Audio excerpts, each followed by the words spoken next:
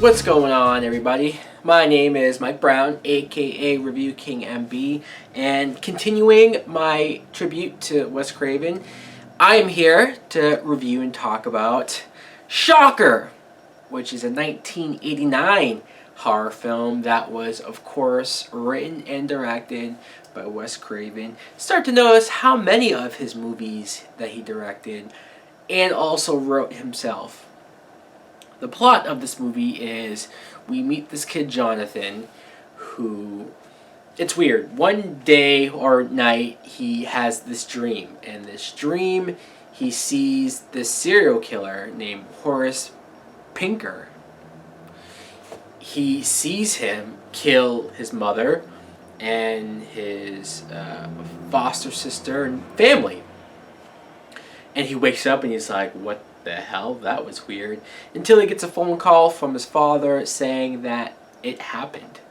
So now he tries to figure out who is this Horace guy, what's the connection to him, how is he dreaming about the crimes that he's committing. And after all that happens, when Horace finally gets caught and thrown in the electric chair, Horace comes back. He comes back as something else. I know, this movie is so insane and all over the place. First, let me talk about Jonathan Parker, the main character, who's played by Peter Berg. And if that name doesn't instantly sound familiar, I personally know Peter Berg more as a director. He's been directing movies, or at least movies that I like, for the last few years. I didn't realize or know that he acted before all of that. When I looked at his filmography, I saw that he acted in quite a few things. So that was a bit of a surprise. You could tell Wes Craven, from what I read online, this was his answer to the Nightmare on Elm Street series, because he created and did the first movie, but then New Line, of course, made all of the sequels without him, with the exception of Wes Craven's New Nightmare. So Wes Craven said, well, fuck that. If they're going to take my idea and make a franchise out of it and make all those sequels that I don't even like, I'm going to go off and make my own franchise. So he was starting with this movie. However, this movie didn't make enough money. A lot of people didn't like it. So the franchise never happened. But you get that he liked this whole dream idea. He wanted to do something different with it, and he brought it here. It's almost like this plot is Nightmare on Elm Street meets Jason Goes to Hell.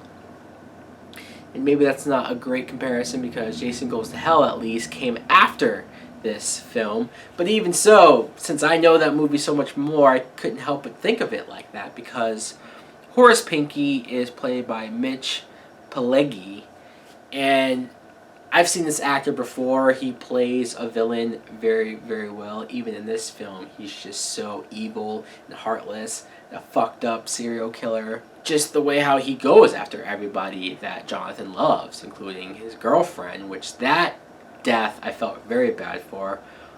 The girlfriend is Allison, played by Cammie Cooper. Just something about her that I liked. Very innocent, and her death was brutal. But when Horace gets caught, because there is a point where he gets caught, and it's fairly early on, he gets caught and he gets sentenced to death. And it's weird. He's in this cell, and he's doing this ritual where I guess he makes a deal with the devil, so that when they do kill him on the chair, he becomes like a different version of Freddy, I guess, right? Where his soul leaves his body, and he can jump to different bodies, whoever he chooses to, and he's doing this to get revenge on Jonathan, to kill Jonathan. And that's when it gets a little out there. I mean, I don't know. I didn't hate this movie. I didn't dislike it, really.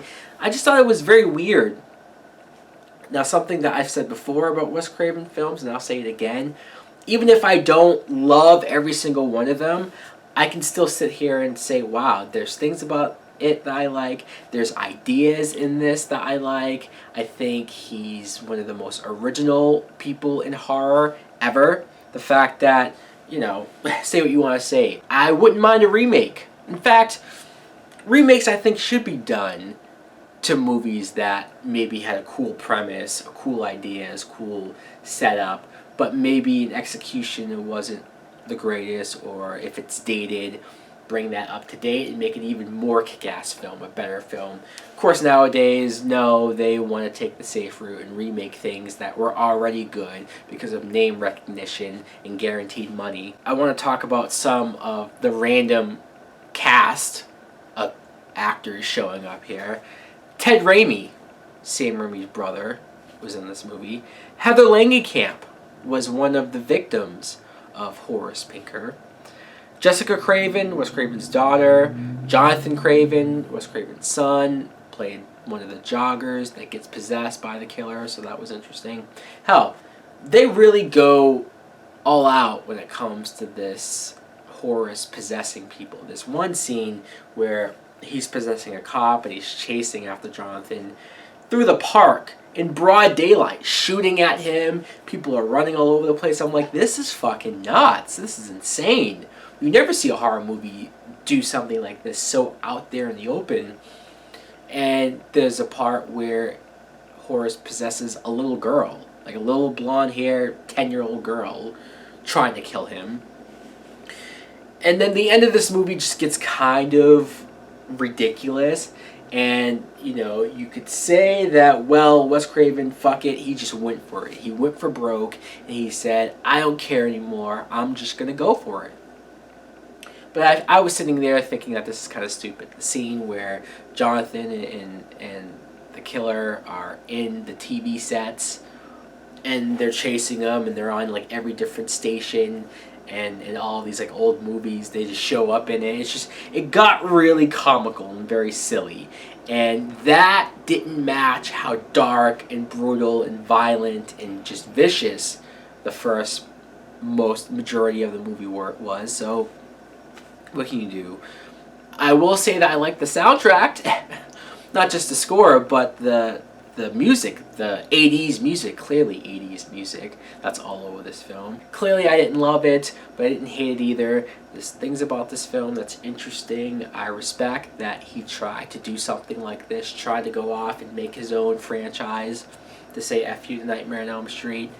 However, it didn't work out too well, and I do love Nightmare on Elm Street, so what can you do? Let me know in the comments below if you too have seen Shocker. What do you think of it? Do you think it's an underrated gem? Thanks for watching. Like, comment, subscribe. Later!